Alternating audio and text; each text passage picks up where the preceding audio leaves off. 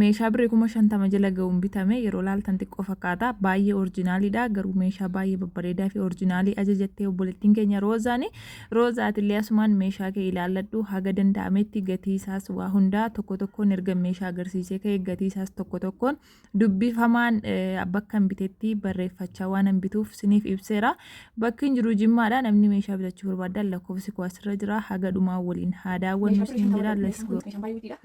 Shiniin kun haala kanaan bareedu jechuudha. Meeshaan kun birrii 50 fixeera yoo jenne soban qabu garuu yeroo laaltan xiqqaa fakkaata obboleettiin keenya waa hedduu qabdi shiniin kana fakkaata jechuudha. Isheen 12 ajajattee garuu ammaaf 12 hin argine ja'a qofa argine jechuudha. Gatii isaa tokko tokkoon isinitti hima garuu qodaa laallee kana dura jechuudha. Kuni tiriin kun 180 turte tokkoon ishee garuu darzanaa waan fuunee xiqqoo istaatiin godhaniiru obboleettiin keenya akkasitti 12 isaa fudhattee ja'a jechuudha. Haala kanaan baay'ee tokko bareedu maashaallah filannoo isheeti waan hunda isinitti agarsiisa. Qodaan kaameraa keessatti baay'ee mul'achaa jiru natti fakkaata. Kaameraan hin qabu kun immoo kaatoora waxiin daakkooti jechuudha. Innaa lama biratti jechuudha obboleettiin keenya xiqqaa xiqqaa guddaa takka jechuudha kun akkuma argitanii. Kun isa guddaadha jechuudha xiqqaa tokko guddaa tokko jettee kun isa kun daakoo lama qabata kun immoo daakoo tokko walakkaa isin qabata daakoo tokko qabachuu danda'a ishee lama ajajatti jechuudha. Gatii isaa tokko tokkoon isinitti hima isin jechuudha barbaada. Inni giddu galeessi kun 2,700 fakkaata. Isa guddaa waan hundayyuu galmee irra jiru wanti isiniin dubbisa. Namoonni ajajachuu barbaadan asumaan dubbisuu dandeessu. Ari hadee isin agarsiisa.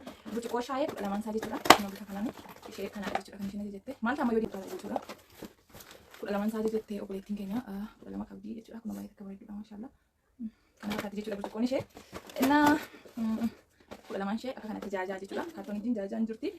Innaa meeshaa ishee hunda isinitti agarsiisee ka'anii gatii isaa tokko tokkoon isinitti hima. Kun immoo isaanii daabboo yookiin biddeen muraa keessa kaa'atu jechuudha. Innaa kan kana fakkaata. Wallahi dhugaa dubbachuu fi obboleettii keenya keessoon sitti hin ergine jookii kana tokko hin jaalladhe tokko hin ergee ture suura. Haa ta'u jettee isheen garuu inni nama mararee obboleettii kiyya jookii kan kee filannoo kootiin qayyareen kana sii fuudhee siin jechuu barbaada. Inni sun jalee isaa kanatti baay'ee wixaramaadha gubbaa kanatti wal dheerata. Dasnaan jenne jechuudha kanan sii fuudhee roozaa kaddamtuu diinii islaamaa jedhama maqaan kan kee roozaa innaa akkas fakkaata jookii kana filannoo kiyyaan sii jira yaadhoteera durii isaa isinitti hima jechuudha. Kunoo kana jira kana immoo tokkoon fuudhee jechuudha. Okey amma gatii isaa immoo bira ga'uuf jenna obsaan ilaalaa isin jechuu barbaada. Kun immoo burcuqqoo bishaanii 12 isaa fudhattee isa wal dheeraa kana jechuudha. 12 isaa fudhattee jaajaa jechuudha. Kun kana fakkaata gatii isaa agarsiisa. Akka viidiyoo hin dheerate waan dursa itti agarsiisu qabu tokko kana tafe jechuudha. Namni garuu kana bira ga'aa jira. Kunoo kana jechuudha. Xiqqaa takka guddaa tokko. Kana akka burcuqqoo bishaanii godhan kana akka shaayii godhachuu danda'u. Filannoo fi gaanya asirratti dhiyeessuu ni danda'ama. Akka fedhan jechuudha waan fedhan irratti godhanii ka feermuuzii shaayii ka bunaa ka waa ta'e ta'uu danda'a jechuudha. Kunoo haala kana lamaan bitate jechuudha. Rozaanii meeshaan ishee ammallee ni afa jechuudha. Feermuuzii lama bitate jechuudha. Feermuuzii kana duratti ana bitatee ture. Sanyii kan ta'eeti naafuudhaan jetteeni. Haala kanaan feermuuzii lama bitatee tokko adiidha balee tokko tokkooti jechuudha. Dura ilaalee ofiisiyaa feermuuzii yeroo bittan jechuudha.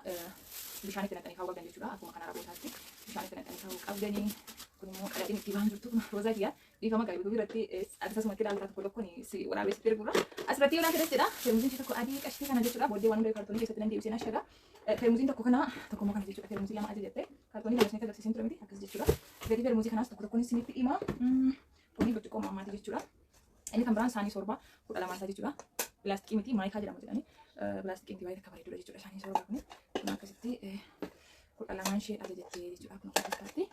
Nah, meeshaa baay'ee oriijinaalidha garuu haa ta'u malee yeroo xiqqoo ishee biraan hin barine kana iyyuu wayya malee yeroo biraan baree immoo waraqaanis nama gawadhanii himataan gurgurullee jedhanii maaliif waan gabaanitti gabbatuuf kun immoo kaawwatii isin agarsiiseen ture kun immoo kan dhadhaaba isaatti godhatanidha xiqqishuu kana fuudhee jechuudha ajaja rozaati ishee jaalladha jechuudha itti ergeenaan kana filatte inni kan biraan immoo kana jechuudha kunoo maashinii shunkurtii kanuma dhiyoo kana ofii kootii bitadhee ture jechuudha isheefis bitee kun akkasitti ashagame jira. Kun garuu bakka ibsaan durattis hin daafa jedhu ani garuu wallahi ibsaa malee naadaa kudidee kiyya ta'ee maal akka ta'e beeku ibsaatiin immoo ni daafa achitti banee ilaalee fudhanii obboleeyyan tiyya ani waan nama kijibuuf fakkeessuu hin fedhu ani ibsaa malee naaf sochoosuu dide inni kun amma ibsaa malee hin daafa jedhan akka agarsiisanitti garuu ibsaa malee naadaa hin dandeenye akka argitan meeshaa hunda of keessaa qaba gatii isaa isinitti himu jechuudha. Bismillah meeshaan hafee jira ammallee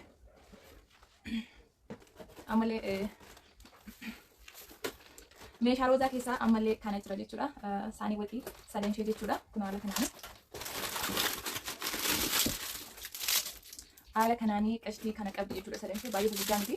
Kun guddaadha. Kun kana inni sadaffaa kun immoo xiqqishaa akka kanaatti jechuudha. Kun argitanii akka asirratti ilaaltan miti. Kana lamaantu wal caala malee kun xiqqishuu ishee bareedudha jechuudha. Ani sanyii kanaan qaba sadansa akkasumatti isheen illee kana jaallattee naaf fuudhee jechuudha roozaa fi inni kan biraan kana maal ta'e immoo kan biraan immoo kana jira jechuudha. Kana irratti isa dinicha allagu takka illee ajajattee turte garuu bakka ittiin argine meeshaan bakka ittiin argamu baay'ee deemanii iyyuu ilaalan malee kun kana jechuudha. Gatii isaa isinitti hima waan hundaayyuu meeshaa roozaa masoobii biraan geenye qola gatii masoobii inaan isinitti hima saanii kana lamaan jechuudha. Kan argamu jettee kun baay'ee guddaadha. Namoota baay'ee hin jisuudha. Kumaan ta'anii filannoo isheeti jechuudha. Ani sanyii kana qaba yeroo maatiin walitti baay'atan akka kanarratti nyaatamu isheenis xiqqaata guddaa tokko jette innaa inni kun kana fakkaata jechuudha. Kun immoo xiqqaata jechuudha. Nama 3-4 nyaachisaa kun immoo kun akkasitti lamaan isaa walirratti filannoo isheetiin fuudhee jechuudha. Habiboche kana jechuudha. Kun akkuma argitanii gatii isaa isinitti himaa jechuudha. Amma gatii isaa immoo biraa ga'ee jira. Kan biraan meeshaa roozaan qabdu keessaa kana jechuudha. Kuni kan biddeen eelee jala galchanii keessatti fuudhanii biddeen fuudhanii duubatti geessuun sun afeera jechuudha. Amma ni beektanii keessanii fakkeenyaaf kun eelee yoo ta'e eelee jala akkasitti galchiteetu biddeen irraa fuudhee achi kaa'atta jechuudha. Kana inni kan biraan immoo kan biddeen irratti baasanii maashaallah meeshaa ishee meeshaa ordinaala barbaaddi. Kaataa filannoo namaati. Gatiin isaa kanarra kan naashii ta'e maalirraa kan hojjetames kan wal caalmaa qabu ordinaalummaa ni jira jechuudha. Garuu isheen ordinaala feeti. Kana amma immoo masoobii jira jechuudha. Kun masoobii ishee immoo kana jechuudha. Namoonni meeshaa jechuu barbaadan hojii jalqabnee turre dubbisaa akka ture hojii kana dhiisuu dandeenya yoo hojii kanarra wayyaa argine sanaaf yeroo kanatti fayyadama. Isiniin jechuu barbaanna birii meeqaan akka dubbiteetti deddeebina jechuudha. Amma egaa kalaas birii isaan isinitti mashi. Daanteliinis duukaa bitame mirca. Meeshaa obboleettii keenya roozaa gatii isaa tokko tokkoon isinitti ibsa jechuudha. Akkuma meeshaa isinitti agarsiisaa olee zerfisiin kun lamaan isaa walirratti jechuudha. Birii 4,000 bitame jechuudha. Isinitti agarsiiseen ture sila meeshaatti baay'ee bareedudha. Kun birii 4,000 bitame kana taane saanii waxii kana jechuudha. Saanii waxii kana birii 3,300 jechuudha. Sadansa amma immoo saanii kana maal akka jettan hin beekamu biyya keessanitti bifa kana ishee filate haala kanaan 12 jaajaa jechuudha. Jaajaa 175 nu herrege 180 gurguramaa jira jedhee garuu irraa nuqannas biris waan baay'ee binnee jennaan 175 nu herrege birrii 2,100 jechuudha. Kun immoo walitti 12 jechuudha. Kanatti aansee maashinii shunkurtiiti jechuudha. Maashinii shunkurtii birrii 4,700 gaafa bitadhee birrii 4,700 ture wallaahi billaahi feermusii wajjin abbaa manaa keessatti kaffalee fuudhanii gaafa sana bilbilanaa saara biiziin ture jechuudha. Innaa waan 4,200 biteense viidiyoo irratti akkasii dubbadhe. Dingedda gaafa gurbaarraa deebi'ee bitu dingedda amma naaf kennite amma samanaan kennu qabu jennaan ati gaafa suuqii bilbilaan saarta jedhee isa gaafa abbaa manaa kee birrii dabarsee kan akka agarsiise abbaa manaa kee lakki bookasitti hin bitamne jedhe innaa akkasii 4,700 jechuudha. Kana taane buushii shaayiiti jechuudha. Buushii shaayii 12 saa fudhate jechuudha. Obboleettiin keenya 12 saa birrii 1,400 jechuudha. Kana taansee burcuqqoo bishaaniiti jechuudha. Burcuqqoo bishaanii 12 saa akka kana jaajaa fudhate jechuudha. Viidiyoo silaarratti isinitti agarsiiseen ture. 12 saa birrii meeqan isin jedha birrii 800 jechuudha. Maxabashaan kanaadha jechuudha. Maxabashaan kun tokkoon isaa birrii 1,700 jechuudha. Tirii nyaata jedheetiin barreeffama jechuudha.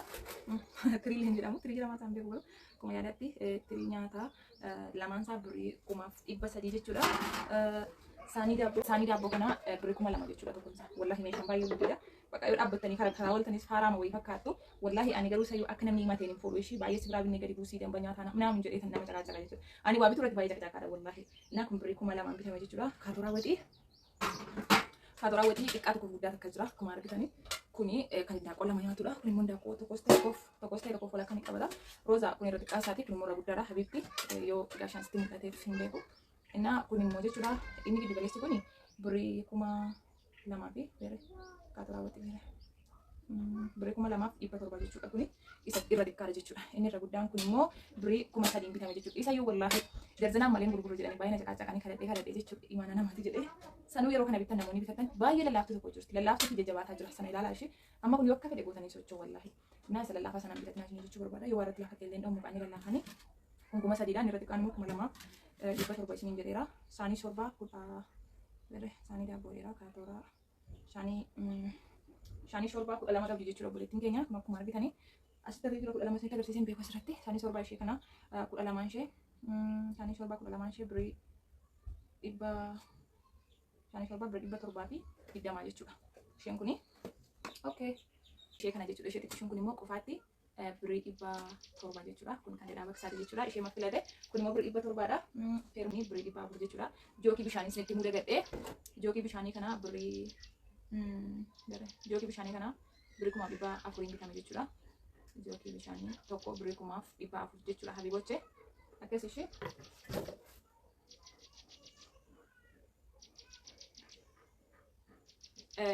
shiniidha ammoo. Shinii kana 12 ajajatte Roozaanii yeroo amma 12 jiru jaa qofaan argee guyyaa baay'ee deebi'ee fuudhaafi jaan ishee birrii 2,500 jechuudha. 12 isaa 5,000 ta'a jechuudha. Akkaachitti yeroo bitu barreessiraa isiniif dubbisaa jira waan ta'eef masoobii bira geenyee jirra. Masoobii obboleettii keenya feermuziin xumuraa jechuudha. Feermuzii lamaan isaa birrii 5,000 fi feermuzii lamaan isaa jechuudha. Birrii 5,000 feermuzii lamaan isaa birrii 4,000 fi 300 fuudheef jechuudha. Meeshaan guyyaa akka dabalus dura akka dhumee achi dhufee dabalamee itti gurguramu. Tarii ka durii immoo yoo akkuma dhattee bittee tarii dabaluu dhiisuu danda'u. Meeshaan dhumee dhufa taanaan irratti dabalaa deema. Inni akkasii kuma lamaan bitadhee torbee meeqa ga'ee jira. Ammasitti immoo birrii gaafa sana 2,000 bitadhee tokko ishee 4,000 ta'a jechuudha. Islaama immoo 4,000 fi 300 ta'ee jechuudha. Haga ta'ee dabalee jira. Masoobiin 4,000 fi 300 dha. Kan ittiin baasan kun immoo birrii 400 jechuudha. Inni kun immoo birrii 2,000 jechuudha. Inni kun birrii 2,000 uwwisaas qabdi rozaanii. Uwwisaa rozaa immoo birrii 500 bite jechuudha. Akkasii waan dogoggoraa yoo jiraate irra deebinee ilaalla. Meeshaan kun naannoo birrii 500 jala ta'eera. Akkasitti warroonni meeshaa jechuu barbaadan walii jalaa xiqqoo turaan hojii jijjiiruu dandeenya hin beekamu. Amma hojjechaa jirutti ajajadhaa amma bareedu qaba. Waraqaalee baay'ee hin qabu. Mana yoo ijaartanii barbaadnis meeshaa bitanii fachuu bareedudha. Majalisii hojjechiifachuun immoo akkuma itti fufetti jira. Ammas irra deebi'ee ajaja namaa dhaqee akkasitti waraabe jechuudha. Kaleessa ofii kiyyaas kennadheen galee dafee ba'a jedhu malee aganni tutturu hin beekamu.